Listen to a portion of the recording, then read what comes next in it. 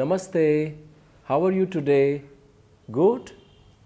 Let's discuss Bharatanatyam as a school, as a form, which has evolved over centuries. It is akin to an ocean that surrounds India, called Bay of Bengal in Bengal, but in Kanyakumari down south, it becomes Indian Ocean. So while the form, its language, musical mode, and overall appearance is one, on closer examination, each guru, each region has brought in special features or characteristics. You are with me so far? Good. On leading to villages and coming out of villages like Katumunar, Pandanallur, Vallavur, many institutions were formed like Kalakshetra, Kalamandalam when these gurus came out of the villages to the cities. While many gurus and dancers, musicians and teachers contributed to its enrichment, some made a distinct style or Bani-s, as the schools are called in English. The word does not mean school as in studying, but school as a style or a different stream. What makes a stream? Clear distinctive features and marked characteristics like special stylization. For example, when we talk of Kalakshetra style or school or Bani, it means certain angularity and firmness of form. It means doing Bharatanatyam in a manner other styles may not be doing so. So in Banis are individual traits as given by generations of gurus. And lastly, due to number of students and popularity, it gets established. The importance of the Bani in which a dancer is trained, the dance lineage that one inherits from one's gurus is a vital factor in shaping one's creative growth. A dancer may be exceptionally talented and the guru may be totally painstaking. But if the Bani or Vadi to which one belongs is impoverished, flawed or shallow, one artistic evolution may well be stunted. The qualities that make each Bani distinct from the other stem from the individualistic manner in which the dance alphabets are woven together, the specific ways in which the technical dimensions are interpreted, and not least from the aesthetic principles, ideals, perceptions and artistic vision of the gurus who shaped their Banis and directed their evolution. The dance Bani is like a vast, majestic banyan tree. The gurus are the branches that send down many roots so that the tree grows and spreads vital and vibrant, says Alarmail Valli. We have 4 or 5 main schools or Banis, starting with Fountainhead, Tanjore or Tanjore as it was called, the cultural capital of Tamil Nadu.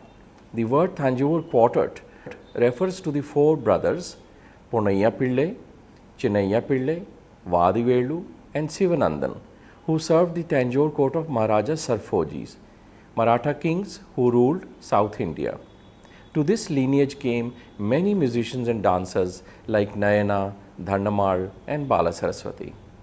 Born into a Natuvnar family, the quartet learnt music from the great saint poet Muthuswami Dikshitar. They were court composers in the early 1800s and went on to adorn various royal courts of South India. The brothers set the Margam pattern from Allaripu to Tillana and gave a chiseled structure to Sadir dance appropriate for the concert stage. They composed an impressive number of Allaripus, Jatiswarams, Kautvams, Sabdams, Varnams, Padams, Javalis, Kirtanais and Tillanas and brought remarkable artistic changes and innovations to the tradition. The quartet's Sringara Rasa based dance compositions constitute the majority of dance composition used even today. Tanjore Kittappa Pillai, 1913 to 1999, was a descendant of the Tanjore quartet, and many present-day dancers take immense pride in calling themselves his disciples. He had his lessons in music from Natesha Iyer Sastri and later from his father K. Ponaiya Pillai. He learnt dance from his maternal grandfather Pandanallur Meenakshi Sundaram Pillai. The Tanjore Bani idly treats dance like visual music. A relaxed attitude makes it possible to execute adavus in a leisurely tempo involving a full body swing with curves which bring out the true grandeur of this Bani. Kittappa Pillai had a special method of composing jatis. His sancharis came more through his musical expression than through body language. The musical variations which he developed had a special audio-visual quality which is very essential in the rendering of a dance composition. He always took into account the rhythmic aspect of words present in a lyric. Kittappa Pillai had an impeccable sense of laya, and his Kala Pramana never wavered even a bit during the course of a composition. His choreography of adavus was always in Madhyama Kalam. Sometimes he combined it with the shollus in a faster tempo. His shollus were a form of a beautiful dialogue with the adavu patterns. His jatis, especially in the Varnam, were never too long except for the first three Kala jati. His jatis never sounded complicated, but when one starts reciting them with the talam, one realizes the clever weave of the pancha jatis and the korvais. For him, dance should be beautiful to see and to listen. Although Kandappa Pillai came from the same family, he departed from the traditional Tanjore style in a few ways. He implemented certain stylistic changes which emphasized the role of music and rhythm in a performance.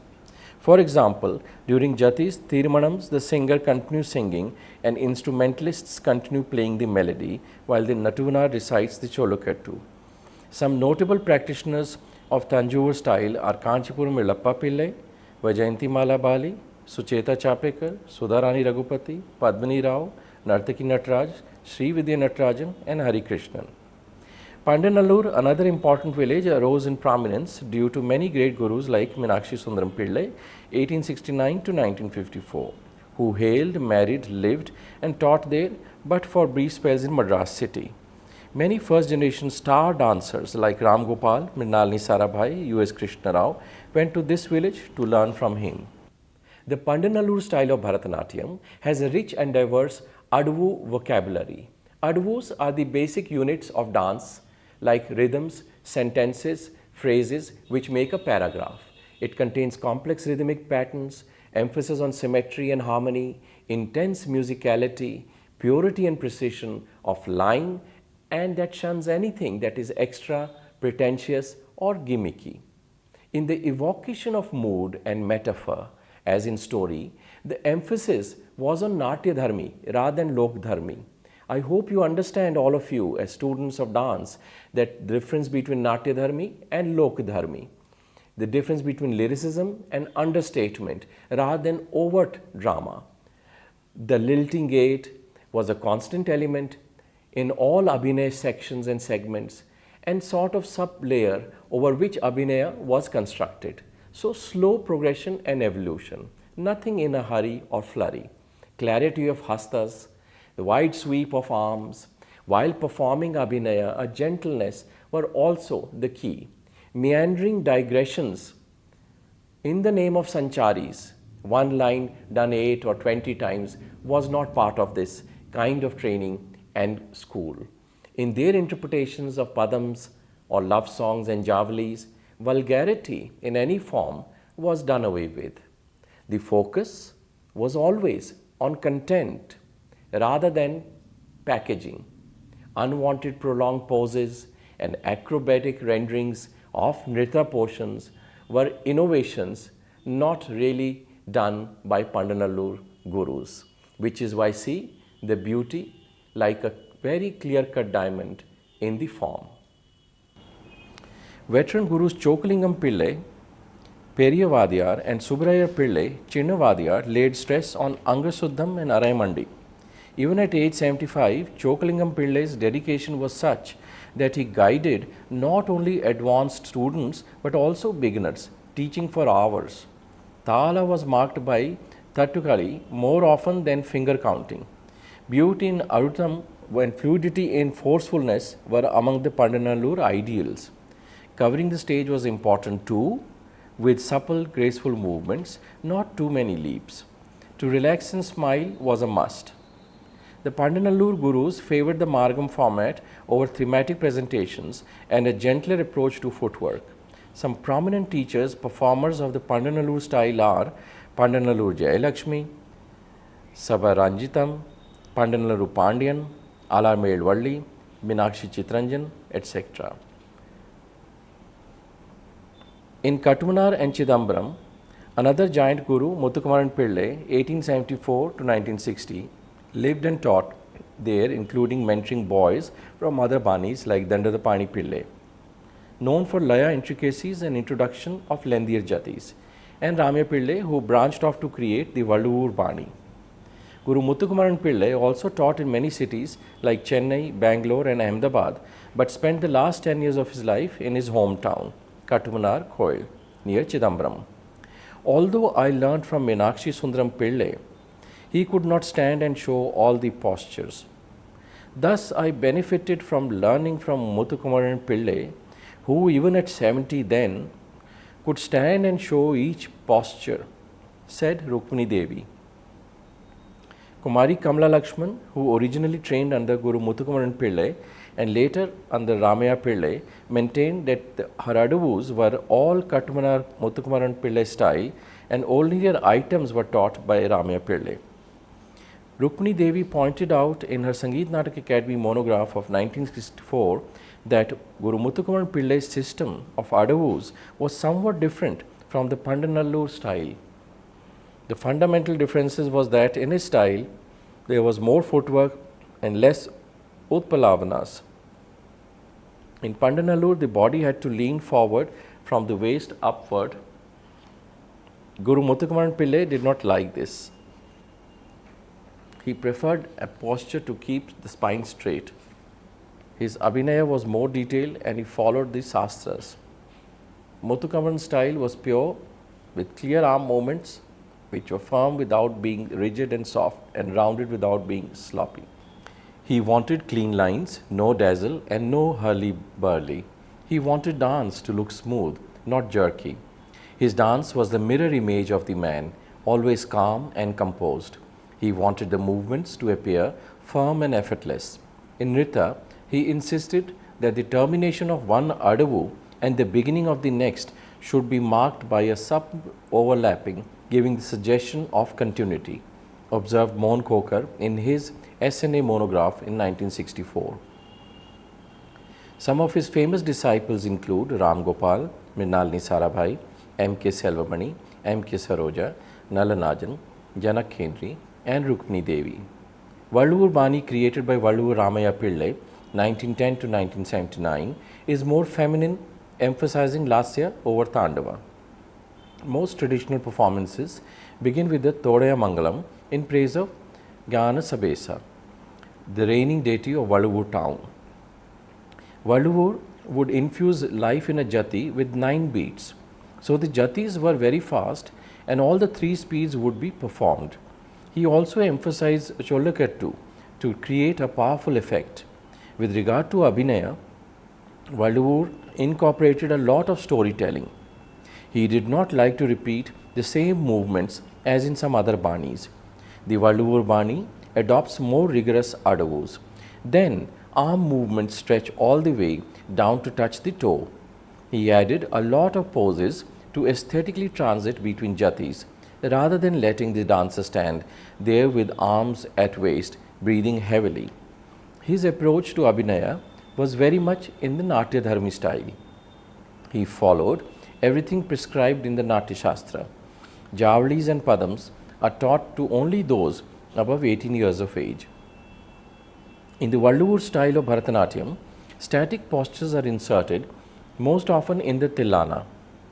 To break the monotony and to add variety of rhythms, the adavus flow smoothly with rare abrupt movements and deep sitting positions. The dancer's body from the waist up is slightly bent forward. The jatis have more kodavais and leaps are introduced into every jati. Some prominent gurus of the Valluvur style are Swami Malay K. Rajaratnam Pillai and K.J. Sarasa. Performers are Kamla Lakshman, Radha, Chitra Visweswaran, Priyadarshini Govind, Ramya Ramnarayan, Vidya Subramaniam, Sandhya Sri, Atmakuri. Mysore, under royal patronage, partook of another Bani, more circular for court dancing, and some key gurus like Keshavamurthy, Venkatalakshma, Nagamani and C. Radhakrishnan got associated with it. The Sadir of Tanjore quartet got assimilated into the already existing mode of dancing in Mysore as Chinnaya lived at the court of Mysore for a while. Therefore, most of the Bharatanatyam items performed were of the Tanjore quartet. But the Abhinaya numbers, showing the lyrical beauty of great composers, were different, innumerable and special. Even in the Adavus, the lyrical beauty of movement can be seen. The Mysore Bani was known for flowery hand gestures using alapadmas and katakamukha more than geometrical and linear ones like pataka and tripataka. Historically, it was a king of Ganga dynasty who had won over Odisha in the 12th century. Jayadeva lived in the court of Ganga king Lakshman Sena. Hence, the Mysore dancers rendered Ashtapadis and Shlokas of Geet Govinda much before anyone else did. There are a lot of similarities in hand gestures and movements between Mysore style of Abhinaya and Odissi Abhinaya. The Tribhangi is also employed to enhance the beauty of rendering in the Mysore school. Jati Temaya was a great Abhinaya artist. Her disciple K. Venkatalakshma was the only court dancer of Mysore who did not belong to the Devadasi community. She belonged to the Lambani community. She was appointed as the court dancer of the Mysore court when she was 22 years old. She retired from that post when she was 55 years of age. C. Radhakrishna and his disciples like Padmini Sridhar, Pulakesi Kasturi and Veena Sridhar carry on the style in India, with D. Keshava, disciple of Venkatalakshma, propagates his art in Switzerland along with his dancing family. A disciple of Kandappa, a sixth generation Natuvnar of Tanjore Chinnaya line, T. Balasaraswati believed deeply in the Margam based performance of the Tanjore quartet, which she was involved the right order and sequence for this art, revealing the spiritual through the corporeal. In this style, Nritta is disciplined within the prescribed Adavu groups. Rhythmical segments have a simple setup, yet are innately rigorous in nature. There are no glamorous movements or glossy poses. In Nritta, dancer is to be serene and not smile broadly to retain the seriousness that goes with the tradition. Angasuddham, neat Araimandi with the back upright and not protruding, clear Hastapada distribution, well-defined Adavu structures, Kala Pramana Suddham, rhythmic patterns that contain intricate laya nuances without outward display, Natuvangam technique that is devoid of any show and magic, and the clarity and completion of Adavus with firm stamping, each one landing with precision, are all important features of this tradition. The linking of Adavu patterns with musical segments forms a lively coordination. Abhinaya here was musically visualized. Leisurely singing, Sangati oriented or raga elongations, blending with the hand and the eyes that follow to create a wholesome picture with an innate beauty were hallmarks of this technique. Nuances of Abhinaya are couched in subtlety and dignity. Even in depiction of Sringara, the force of the feeling is intent within, while the dancer's outward display is subdued to suit the stage. Depiction of role reversal in episodic narration is not employed. Bala's grandson, Aniruddha Knight, is carrying on this family legacy. Nandini Ramani and her sister Priyamvada are Bala's disciples too. Their disciple, New York-based dancer John Freeman, is propagating the Bala style in the US. Rukmini Devi, 1908 to 1984, the founder of Kalakshetra in Chennai, created the Kalakshetra style that is simplified form based on Pandanallur and to some extent Tanjore Bani. Kalakshetra is not a Bani but a combination of several masters like the first gurus Muthukumaran Pillai, then Meenakshi Sundaram Pillai, all gurus who taught there, and then some pioneering Kathakali gurus came too, who gave it exaggerated eyebrow and eye movements and hastas. Rukmini Devi did not change the actual itemization of a Bharatanatyam recital because she wholly believed in the progress of items as laid down by the Tanjore quartet. Apart from existing items, she incorporated Tyagaraja Kritis and Gopala Krishna Bharati's verses into her repertoire. A major change Rukmini Devi incorporated in the dance was in ahari abhinaya, or expression in costume, stage and decor. She studied the scriptures for reference to the attire of the dancer and the bas reliefs on temple walls to see how the dancers were draped. She was the first to use dark blue curtains as a backdrop instead of the painted sceneries that were popular. She was the first to move the musicians to a seated position upstage to the right of the dancer, from which they could view the dancer and the audience could also view them. While she, the Pandanallur Bani, is perhaps the most demanding, the Kalakshetra Bani goes a step further with its emphasis on technique. When we speak of styles and characteristics, we speak of an important institution like you've all heard of, Kalakshetra. Kalakshetra's style's salient features are its linear and geometric patterns, movements which have minimal lasya, and virtual absence of rechakas, and there is less emphasis on too much of Sringara based items. The movements are sometimes stiff and calculated, almost rigid and controlled. It is specifically suited for group compositions. Sometimes, like all of you wish to participate in a group composition, don't you? Rukmini Devi's treatment of the mudras or hastas, the body positions and movements used to enhance their message, the tremendous expansion of basic movement vocabulary according to the system of unfolding, increasingly difficult and variety of patterns, that use of stage, the specific use of spine, or the tautness of form and delicacy of expression. All these may be attributed to her vision, intuition and sensitivity. As an artist, she also grew from time to time. She renewed, she changed, she added, she composed, she created new movements from within the same dimension, so that today the young dancer has a vocabulary far richer than the predecessor. The Kalakshetra Bani was a natural evolution over a period of time. Many scholars don't even call it a Bani because so many gurus taught there and added to what was started off as a special institution for training dancers in Bharatanatyam. Famous Kalakshetra gurus include Periya Sarda, Chinna Sarda, the Dhananjayans, Bal Gopal, A. Janardhanan, Jayalakshmi, C.V. Chandrasekhar and Jaya, Savitri Jagannatha Rao, Neela Satyalingam, Narasimhacharis and Vasanta Lakshmi, Leela Sampson, to name a few. Bharatanatyam, propagated by Dr. Padma Subramanian, can be described as the confluence of the Marga technique of the Natya Shastra and Desi technique of present Bharatanatyam. She synthesized the Karanas into the existing system of Bharatanatyam, thus creating a unique style. The neat straight lines and angularity of the Bharatanatyam adavus, combined with the curvaceous hip movements, serpentine arm movements, leaps and extended throw of the legs of the Karanas of Natya Shastra, became the characteristic features of a style of dance. She christened her style as Bharatanatyam, as what was performed was Nrityam and not Natyam. Melatu style was created by Mangudi Dore Raja Iyer, who revived Shuddha Nritam and Perani dancing on clay pots. His style eschews items praising living patrons, thus most of the Tanjore quartet repertoire, and encourages dancer to stamp the floor softly with a complex variety of sounds produced by ankle bells. There is emphasis on Sringara Bhakti. His student Revati Ramachandran is the torchbearer of this style.